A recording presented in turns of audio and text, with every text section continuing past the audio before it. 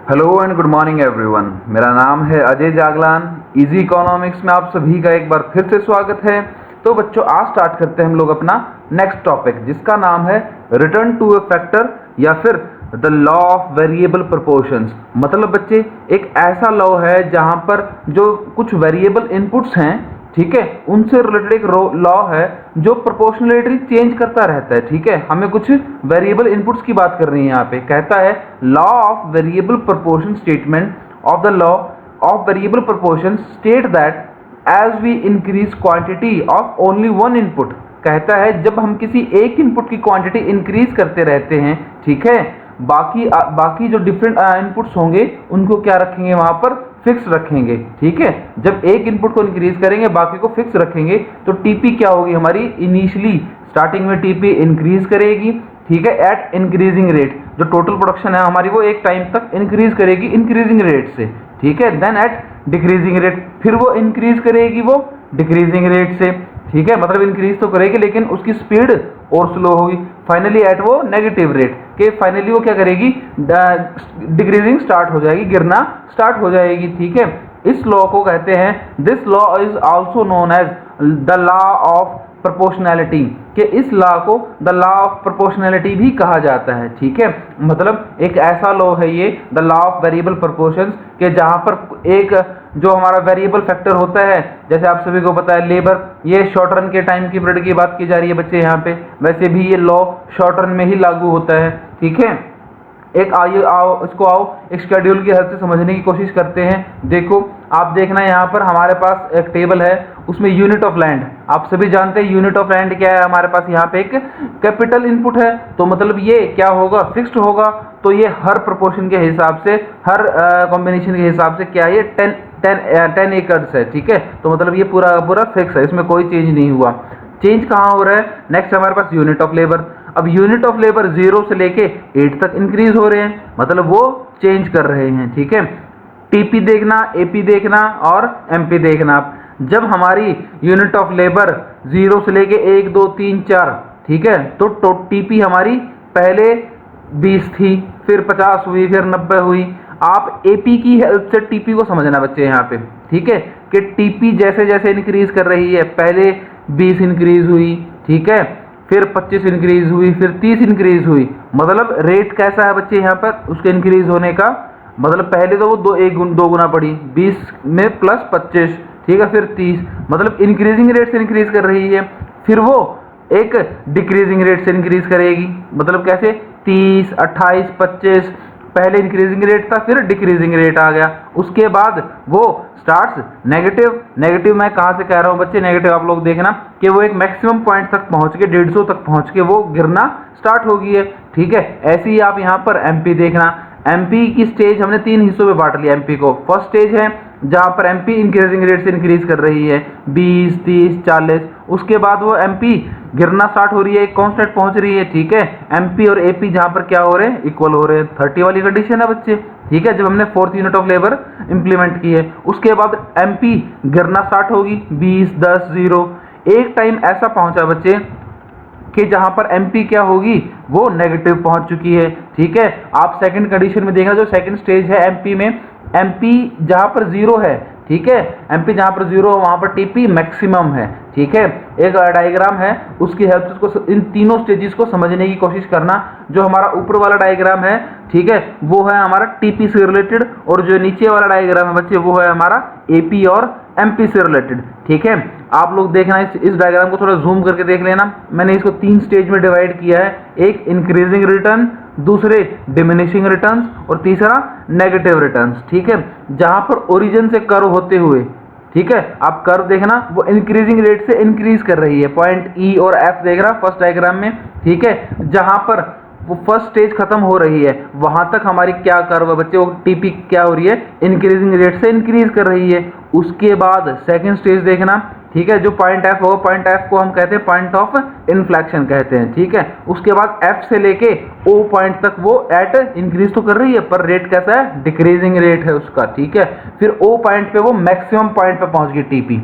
ठीक है, टीपी अपने मैक्सिमम पॉइंट तक है, उसके बाद वो गिरना स्टार्ट हो गई है। ठीक है, इसकी हेल्प से ही आप नीचे वाला डायग्राम देख लेना कि जहां पर मैक्सिमम पॉइंट है वहां पर एमपी क्या है, 0 है, और जहां पर टीपी गिरना स्टार्ट होगी वहां पर जो टीपी है हमारी वो नेगेटिव स्टार्ट हो चुकी है, ठीक है, एमपी वहां पर नेगेटिव में पहुंच चुकी है। अब जो हम लोगों ने रीजंस पढ़े हैं उसके कुछ कारण भी हैं। जो causes of increasing return two factor क्या है बच्चे, एक तो हम रिसोर्सेज का जितने भी हमारे पास फिक्स फैक्टर है ना उनका पूर्णतः इस्तेमाल करते हैं, फिक्स फुल यूटिलाइजेशन करते हैं, ठीक है। सेकंड पॉइंट में कहता है division of labour and increase in efficiency, कि हम लेबर का बंटवारा कर देते हैं ताकि उनकी एफिशिएंसी इंक्रीज हो सके। Better coordination between the factors, जो फैक्टर हमारे पास फिक्स फैक्टर है या वेरिएबल फैक्टर है उनके बीच में अच्छा कोऑर्डिनेशन है।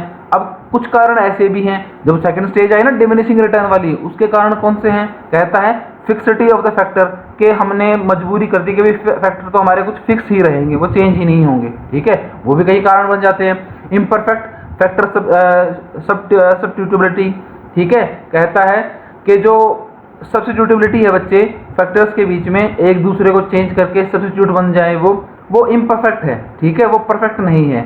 थर्ड पॉइंट में कहता है poor coordination between the factors, जो इंक्रीजिंग रिटर्न के कारण थे वही डिमिनिशिंग रिटर्न के कारण बन गए बच्चे, ठीक है। ये कुछ कारण बनते हैं जो फर्स्ट स्टेज और सेकंड स्टेज, ठीक है। और याद रखना हमने यहाँ पर नेगेटिव रिटर्न्स की बात नहीं की है क्योंकि डिमिनिशिंग रिटर्न्स के बाद ही नेगेटिव रिटर्न्स आते हैं, और दो ही चीज हो रही है बच्चे, या तो इंक्रीज होगा या डिक्रीज होगा। अब डिक्रीज होता होता वो नेगेटिव तक चला जाता है, इसलिए हमने जो कॉजेज पढ़े हैं वो इंक्रीजिंग रिटर्न टू फैक्टर के पढ़े हैं और डिमिनिशिंग रिटर्न टू के फैक्टर्स पढ़े हैं, ठीक है।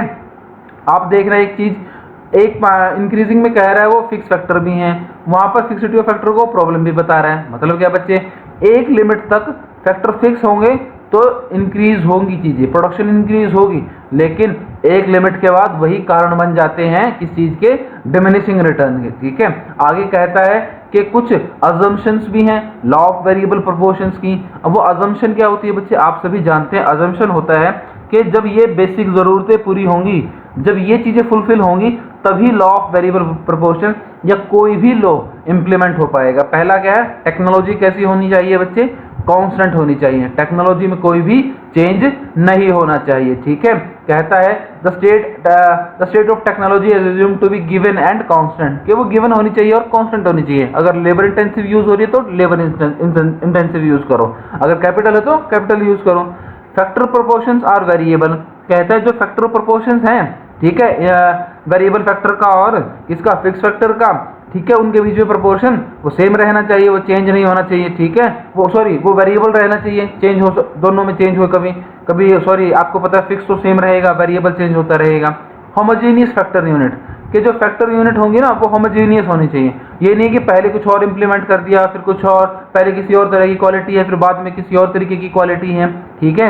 आगे कहता है जो टाइम पीरियड होना चाहिए बच्चे, जो टाइम पीरियड है जिसमें इंप्लीमेंट होगा ये लॉ वो शॉर्ट रन का होना चाहिए, ये नहीं है कि बहुत लंबा टाइम पीरियड हो, लॉन्ग रन का टाइम पीरियड में कभी भी law of variable proportion implement नहीं होगा।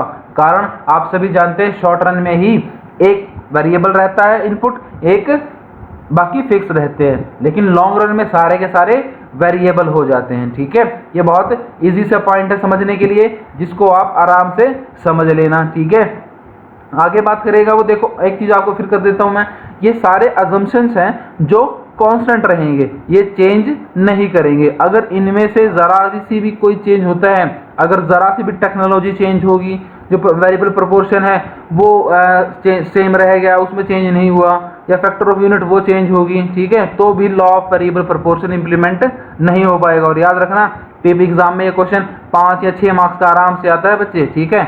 अब कुछ ऐसी कंडीशंस भी हैं जहां पर ये लॉ है जो वो पोस्टपोन हो जाता है, ठीक है, पोस्टपोनमेंट ऑफ द लॉ।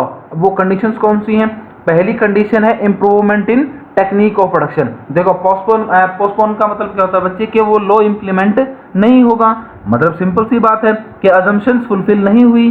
तो अजम्पशन कौन सी थी हमारे पास, सबसे पहले वाली हमारी पहली अजम्पशन थी कि टेक्नोलॉजी रिमेन्स कांस्टेंट। कहता है अगर टेक्नोलॉजी कांस्टेंट रहेगी तो लॉ लागू होगा, अगर टेक्नोलॉजी कांस्टेंट नहीं रहेगी तो लॉ लागू नहीं होगा। वो फर्स्ट पॉइंट में यही कह रहा है, improvement in technique of production, कि हमने अगर टेक्नोलॉजी चेंज कर ली, टेक्नोलॉजी में इंप्रूवमेंट कर लिया तो लॉ वहीं पर स्थगित हो जाएगा, लॉ वहां पर इंप्लीमेंट नहीं हो पाएगा। ठीक है, अगर वो इंप्लीमेंट हो गया तो बच्चे तो लॉ फिर रह किस बात का गया, उसने तो अजम्पशन बोली है।